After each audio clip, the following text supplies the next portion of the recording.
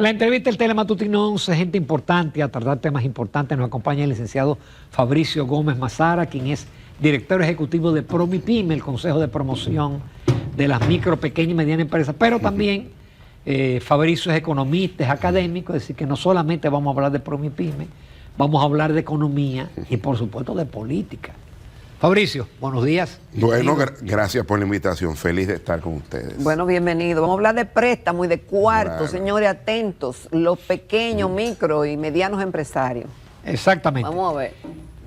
Ustedes no solamente prestan, ustedes asesoran. ProMIPYME es mucho más Claro. que préstamos, pero la cartera, ¿a quiénes están ustedes atendiendo? ¿Cómo un micro se puede acercar a ustedes? Todo ese tipo de cosas. Sí, mira, nosotros tenemos 113 oficinas en todo el territorio nacional. Muchas. 52 de las cuales están al interior del Banco de Reservas, que es nuestro aliado estratégico y mercadológico.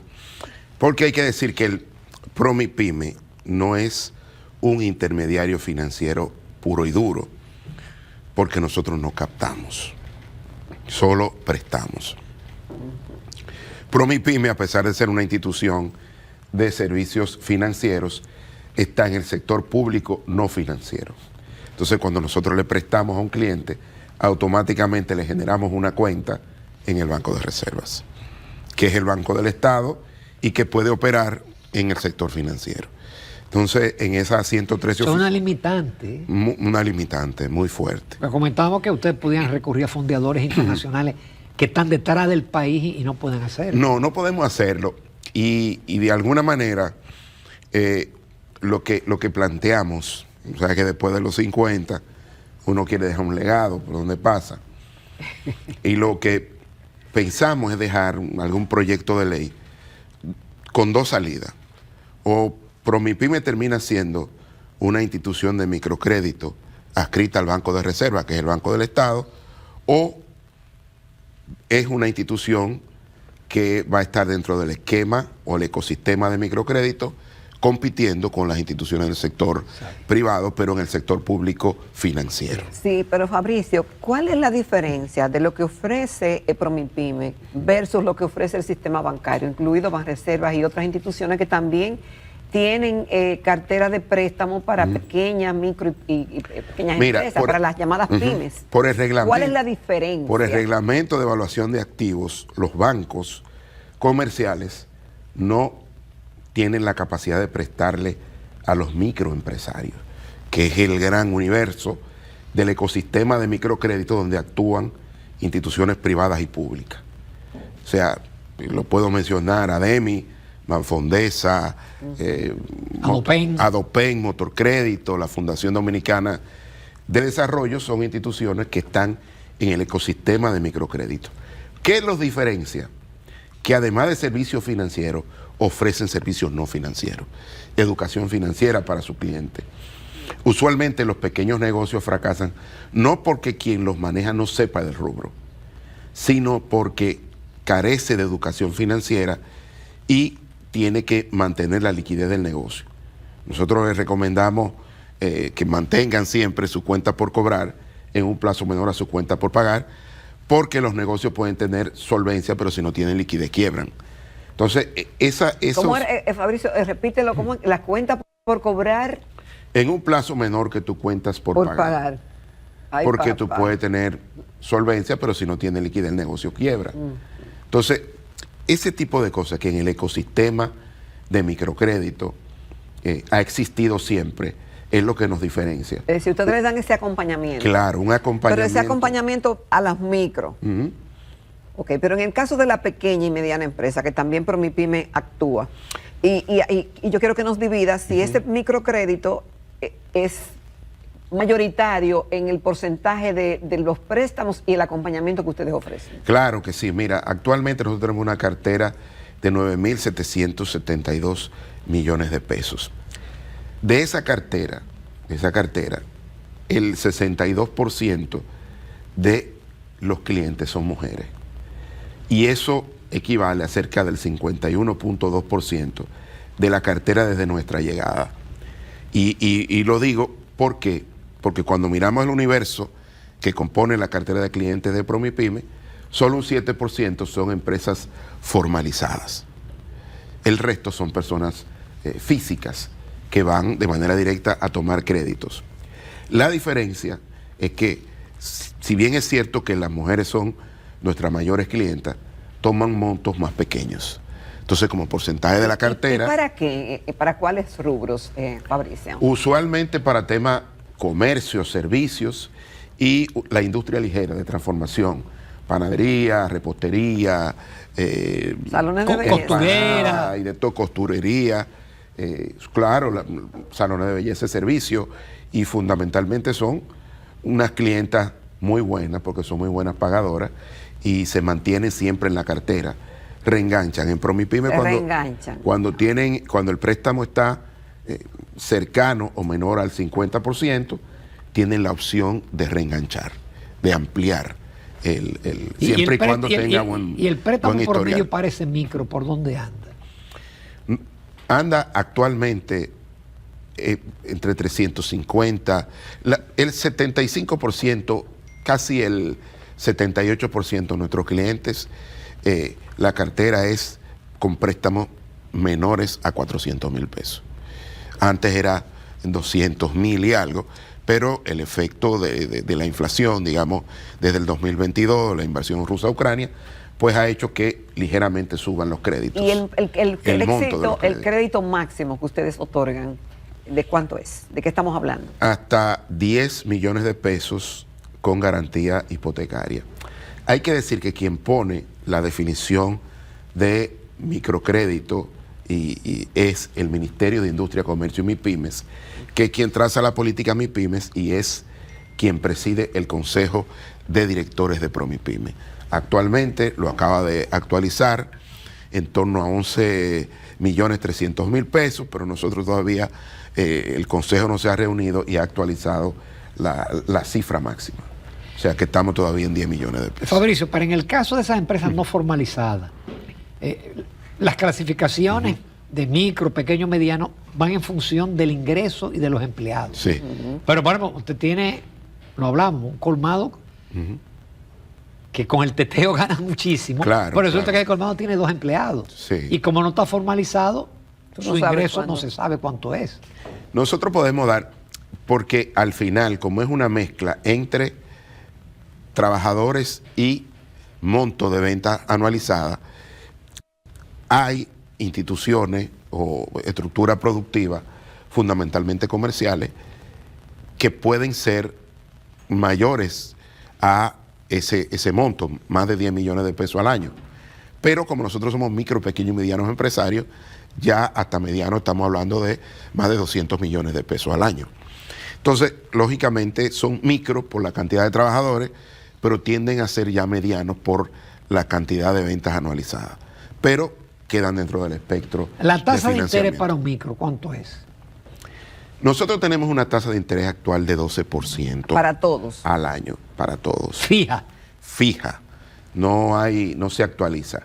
no se reprecia. Exacto. Hay que decir, y quiero ser consistente con esto, que eso es una tasa subsidiada. Sí. No es una tasa de mercado.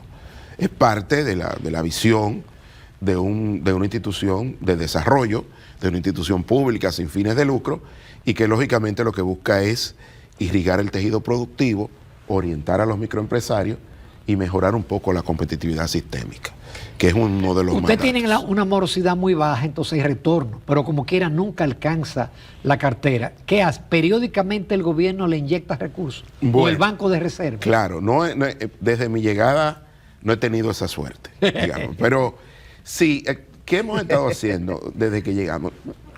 Yo llegué con un excelente equipo de personas que venían de la superintendencia de bancos, habían trabajado en bancos comerciales y en el sector público.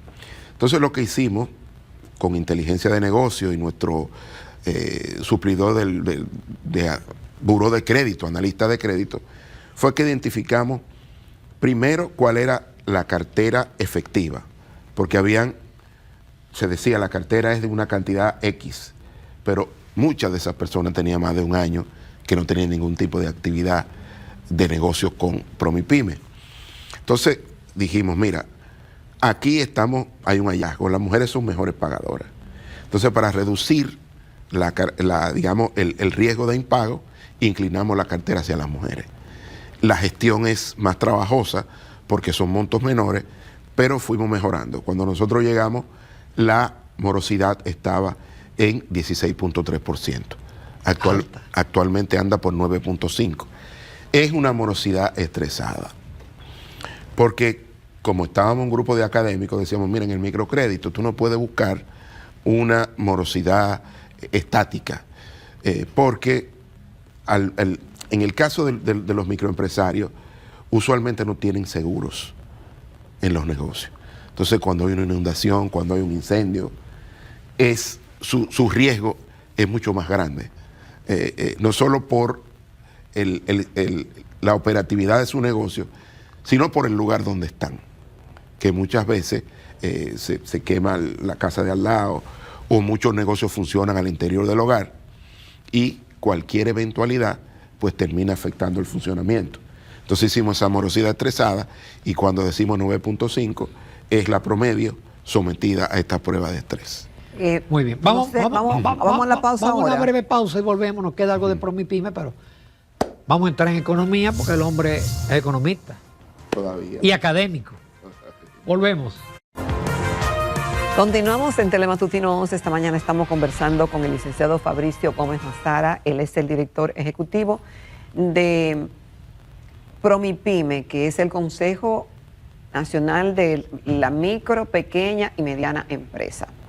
Justamente, Fabricio, nos hablaba de que, bueno, de la cantidad de préstamos que se otorgan, del porcentaje que son mujeres, de cómo ha ido creciendo la cartera real de PromiPyme, que han hecho, bueno, pues si se quiere, un estudio del comportamiento, de cuáles son los que están activos, cuáles son los que están inactivos.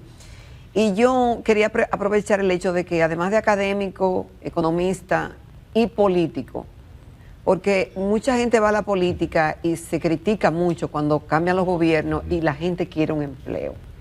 Y mucha gente quiere un empleo porque no tiene un empleo.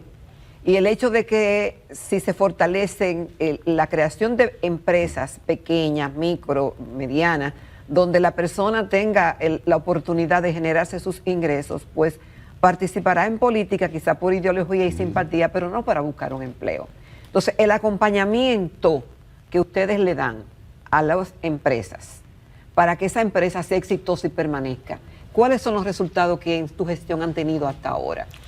Mira, hay que decir que el ministerio, y voy a insistir en eso porque el ministro y amigo Ito Bisonó, estamos trabajando de manera conjunta y yo he recibido un apoyo incondicional de su parte. A través del viceministerio de MIPYMES, y hay todo un esquema de formalización de las empresas donde se le auxilia al tema de lo que se necesita para formalizarse. Ahora bien. Pero es que sea exitosa, Fabricio, que se mantenga en el tiempo. Porque a veces formalizarse es a veces se mete en un problema. Y la encuesta de MIPYMES que publicó el Banco Central dice que una de las barreras es el tema de los anticipos, ¿no? Sí. Es una de las razones. Pero nosotros tenemos que entender que la informalidad también es una cultura comercial extendida por toda Latinoamérica. Y a veces hay gente que hereda un negocio. Dice, si mi padre lo hizo de tal manera, yo lo voy a seguir.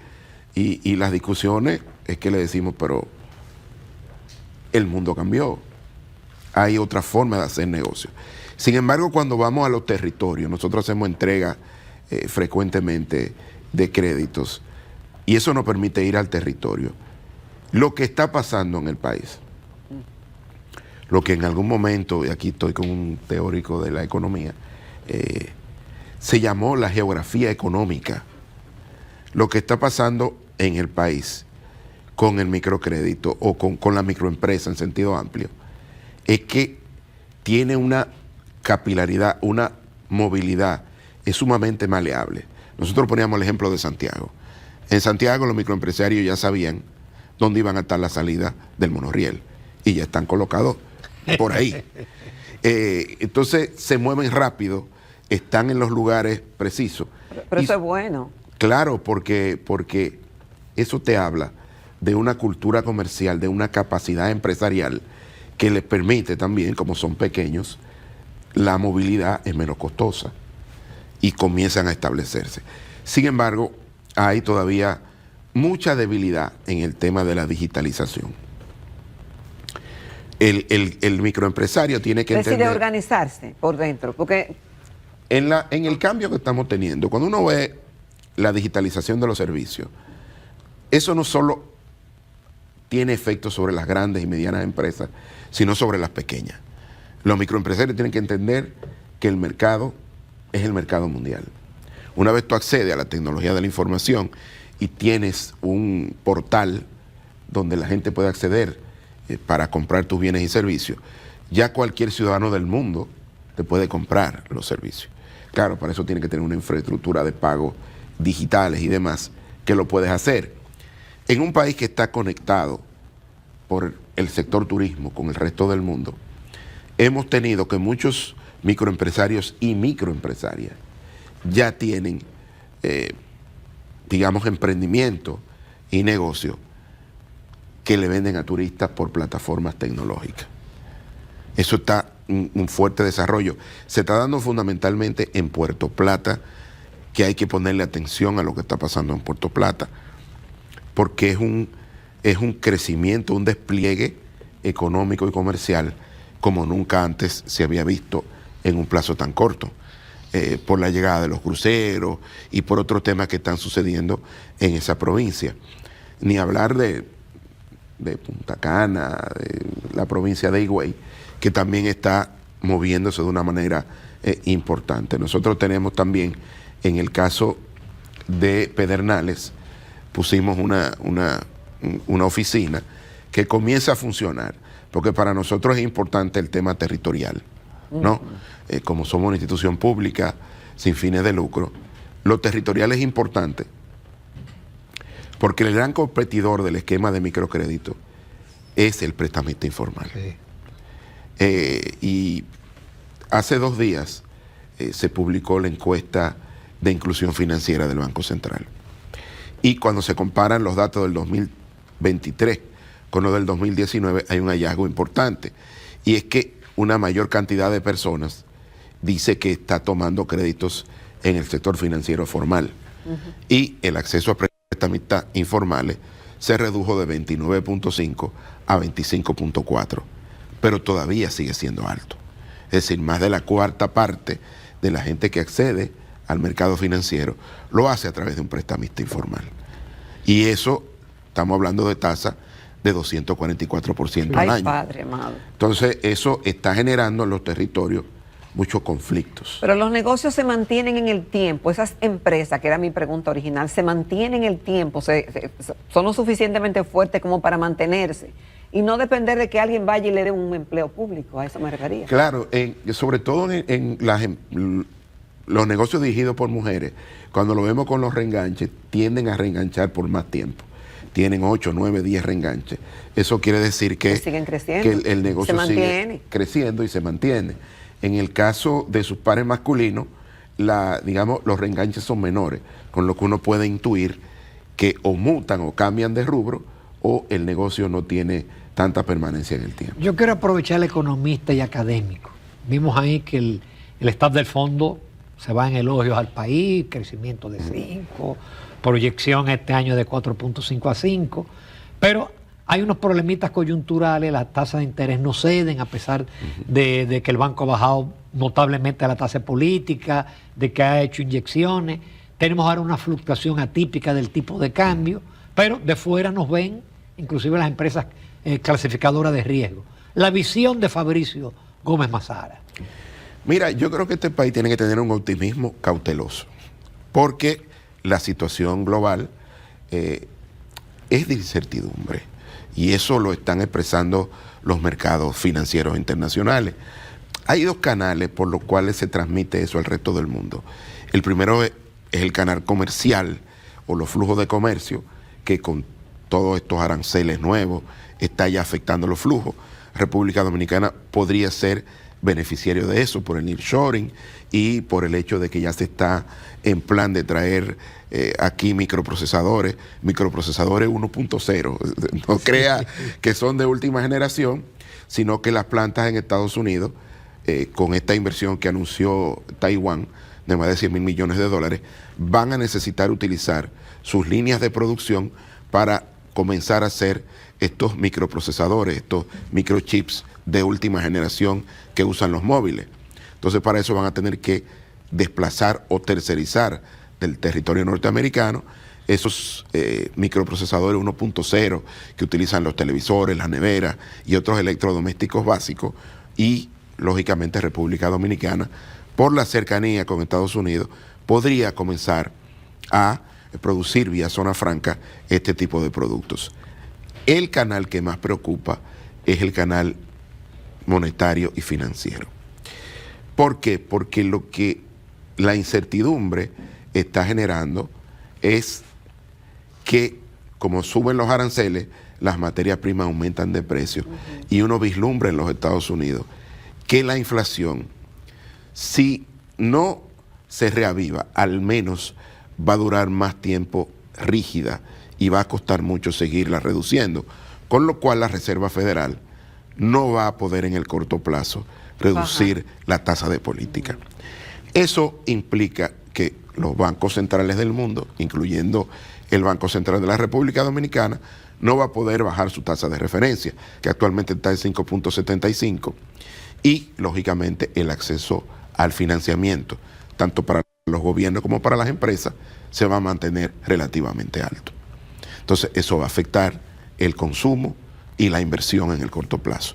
Entonces eso, cuando viene el fondo y proyecta, dice, bueno, República Dominicana va a crecer a una tasa ligeramente por debajo del crecimiento potencial de la economía, dada esta incertidumbre, a pesar de la resiliencia que tiene la economía dominicana, pero hay que, repito, es un optimismo cauteloso porque nos ven bien, porque tenemos una calificación de riesgo históricamente buena.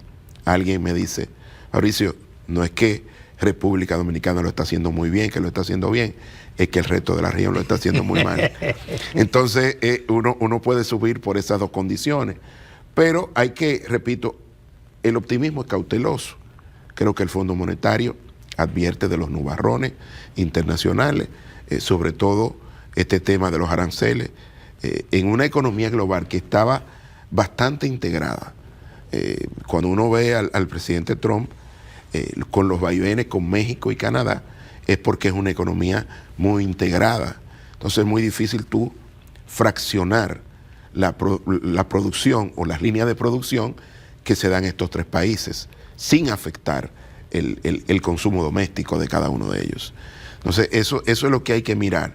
Podemos sacar ventaja por lo comercial, pero hay que estar ojo avisor por el tema de la tasa de interés internacional, porque afecta el consumo y la inversión en el corto plazo. Excelente enfoque, Fabricio Gómez Mazara. Muchísimas gracias. Con razón, fue director de la Escuela de Economía de INTEC, muy prestigiosa. Gracias. Muchísimas gracias, Fabricio. Gracias, Fabricio. Nos vamos a comerciales, cambiamos el tema.